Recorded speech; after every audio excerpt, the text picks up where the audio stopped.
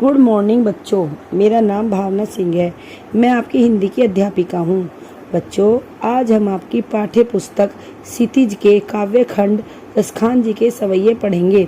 रसखान जी श्री कृष्ण के अनन्य भक्त हैं और भक्ति भावना से ओतप्रोत होकर ही इन पद्यों को लिख रहे हैं। चलो इसका पहला पद्य देख लेते हैं। इसमें श्री कृष्ण की कृपा दृष्टि मांग रहे हैं रसखान जी। रसखान जी बोल रहे हैं, मानुष हो तो वही रस खानी, बसो ब्रज के गोकुल गांव के ग्वारन। वो कह रहे हैं, हे प्रभु, हे ईश्वर, अगर आप मुझे मनुष्य बनाना चाहते हो तो मुझ पर इतनी कृपा करना कि मुझे ब्रज का ग्वाला ही बनाना।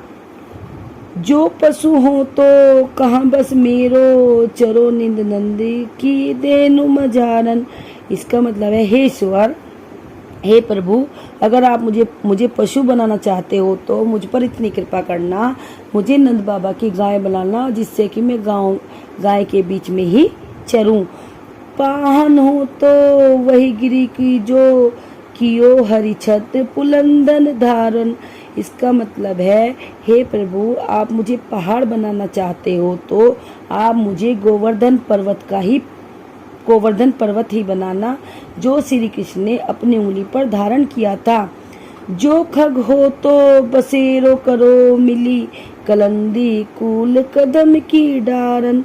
और यदि आप मुझे पक्षी बनाना चाहते हो तो मुझ पर इतनी कृपा करना कि मैं यमुना नदी की जो डालियां हैं, कदम की डालियां हैं, उन पर ही मैं अपना घोंसला बनाऊं, उन पर ही मैं अपना निवास स्थान बनाऊं। चलो बच्चों, अब हम इसका दूसरा पद्य पढ़ लेते हैं कि श्री कृष्ण जी कृष्ण की कुछ वस्तुएं प्राप्त करने के लिए क्या क्या छोड़ सकते हैं। इसमें भी रसखान जी की भक्ति दिखाई देती है, भक्ति भावना दिखाई देती है। या लगुटी अरु कमरिया पर राजती हूँ पुर की तज डारो। वो कह रहे हैं, अगर मुझे श्री कृष्ण की लकड़ी और कंबल मिल जाए तो मैं तीनों लोगों का राजपाट भी छोड़ सकता हूँ। आठव सिद्धि नवोनिधि के सुख, नंद की गाय चराई बिसारो। इसका मतलब है, अगर मुझे नंद बाबा की गाय चराने के लिए मिल जाए तो मैं आठों सिद्धि और 9 निधियों को भी छोड़ दूंगा। रसखान कबो इन आँखन सो, ब्रज के बन बाग तड़ाक निहारो। इसमें कह रहे हैं, हे प्रभु, पता नहीं इन आँखों का कब सौभाग्य होगा, मुझे ब्रज के वन बाग और तालाब देखने के लिए मिलेंगे। कोटिक है कल धोत के धाम, करील के कुंजन ऊपर वारो। कोटिक होता है बेटा करोड़ों। अगर मुझे करील के कुंज मिल जाए, करील के कुंज मिल जाए, करील की कांटेदार झाड़ियाँ मिल जाए, तो मैं करोड़ों सोने के महल को भी छोड़ने के लिए तैयार हूँ, न्योछावर कर दूंगा। चलो बच्चों, आशा है मुझे आपके 2 पद्य समझ में आ गए होंगे। अब हम इसका तीसरा पद्य पढ़ते हैं। इसमें गोपिकाओं के माध्यम से भक्ति भावना का प्रदर्शन किया गया है। इसमें रसखान जी कह रहे हैं, मोर पंखा सिर ऊपर राखियो, गुंज की माल गरे पहिरोंगी। इसमें गोपिकाएं कह रही हैं, श्री कृष्ण अपने मुकुट पर जो मोर का पंख पहनते हैं और गले में कुंजों की माला पहनते हैं, वही मैं भी पहन लूंगी। ओढ़ी पीताम्बर ले लगूटी, वन गोधन गवारनी संग फिरूंगी। अच्छा, श्री कृष्ण पीताम्बर वस्त्र पहनते हैं, पीला वस्त्र पहनते हैं, वैसे मैं भी पहन लूंगी और गाय के साथ चराती हुई ग्वालों के साथ घूम लूंगी। भाव तो वही मेरे रस खानी, सो तेरे कहे सब स्वांग करूंगी। भाव तो मिस अच्छा लगता है, श्री कृष्ण को जो अच्छा लगता है वो सारा मैं रूप धारण कर लूंगी, सारा धारण कर लूंगी। या मुरली धर की, अधरान धरी अधरान धरूंगी।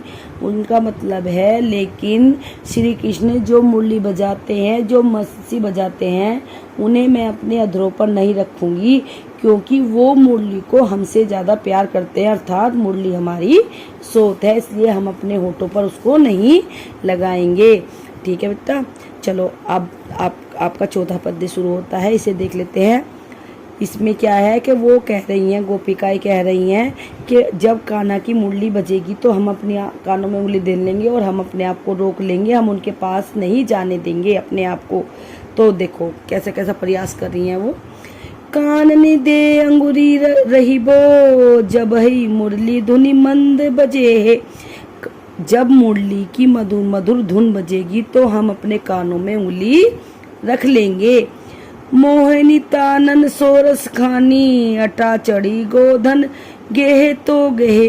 इसमें है मोहिनी तान में छप्पर पर चढ़कर गोधम नाम का जो तान होती है, अगर श्री कृष्ण गाएं तो गाएं हमें, लेकिन हम अपने कानों से उंगली नहीं निकालेंगे।